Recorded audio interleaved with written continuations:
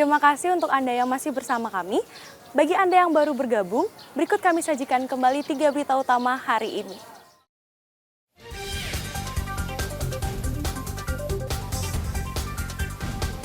Banjir dan longsor yang melanda desa Gegelang Manggis belum sepenuhnya tertangani.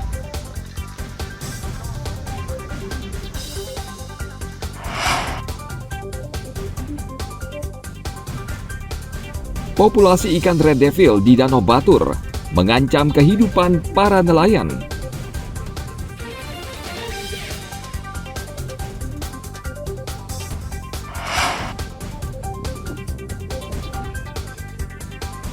Menyambut Hari Kartini, Hotel di Seminyak menggelar peragaan baju kebaya.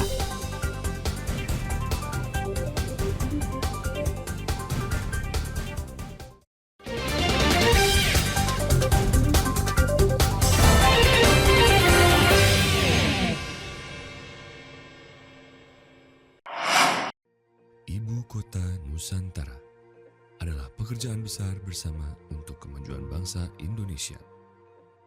Ibu Kota Negara Nusantara atau IKN tinggal menunggu Kepres untuk resmi menjadi ibu kota, dan saat ini pembangunan IKN terus berlanjut dan membutuhkan investor asing maupun lokal. Salah satu investor lokal asal Bali menurut kabar bersedia menanamkan modal di IKN.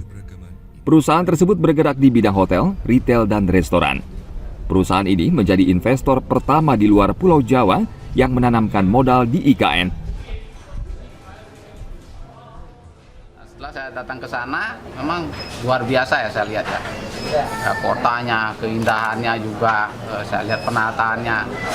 Ya, itu saya sangat tertarik. Kedua juga, ya, saya dari segi brand, ya pupuk, ya kita kan juga mau brand kita juga keluar dari Bali, ya ke nasional brand.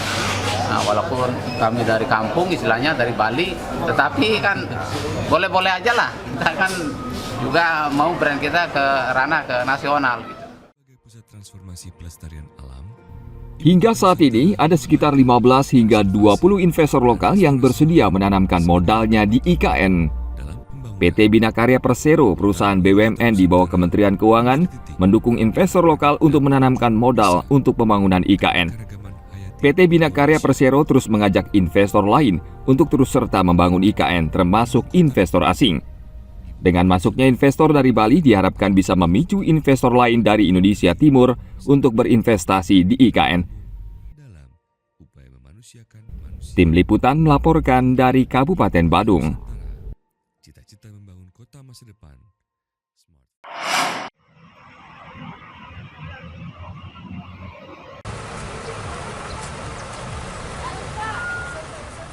Sektor jasa dan pariwisata di Kabupaten Bangli berkembang pesat dan berdampak positif bagi pertumbuhan sektor lain sehingga bisa mensejahterakan masyarakat setempat. Rata-rata kunjungan wisatawan ke Bangli per hari sekitar 5.000 orang, baik wisatawan domestik maupun mancanegara. Bahkan saat hari libur, jumlah wisatawan bisa naik 2 kali lipat. Tidak heran, Bangli memiliki daya tarik karena banyak objek wisata alam dan budaya.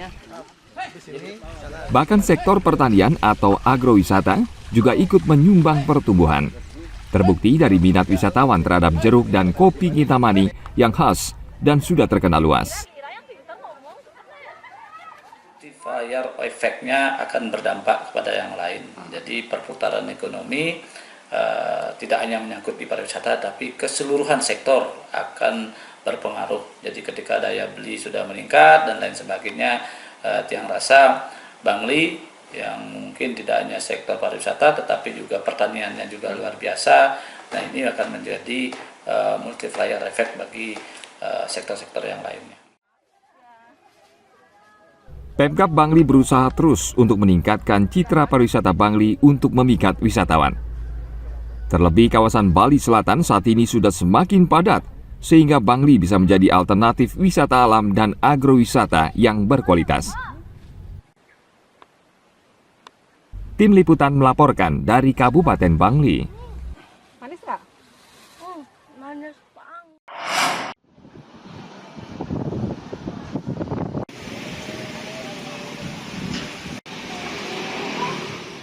Selama libur Lebaran lalu, pedagang di Pasar Seni Sukawati meraup untung besar dari membludaknya kunjungan wisatawan ke Bali. Pasar yang merupakan perintis pasar oleh-oleh di Kabupaten Gianyar sejak sepekan sebelum Lebaran sudah padat dikunjungi wisatawan, baik lokal maupun mancanegara. Inyoman Sukrawan, salah satu pedagang aneka sandang khas Bali di Blok A Pasar Seni Sukawati mengaku, omset penjualannya meningkat tajam. Saat hari biasa, Sukrawan mendapat untung sekitar Rp250.000, namun saat libur Lebaran keuntungannya mencapai Rp1.000.000 per hari.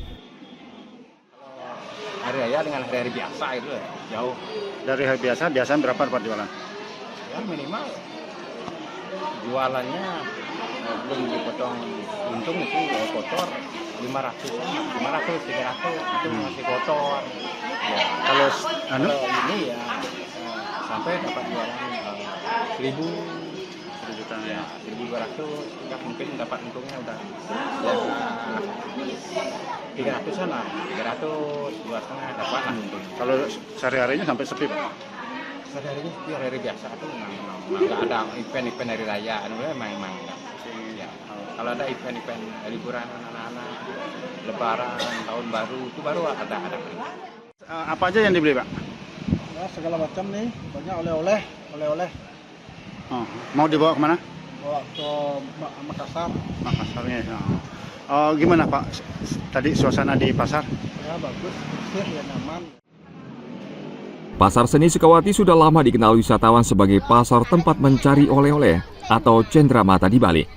Pasar ini berdiri tahun 1985 dan tahun 2020 pasar ini dipugar menjadi pasar modern yang terdiri dari 3 blok dengan 1.000 lebih los dan kios.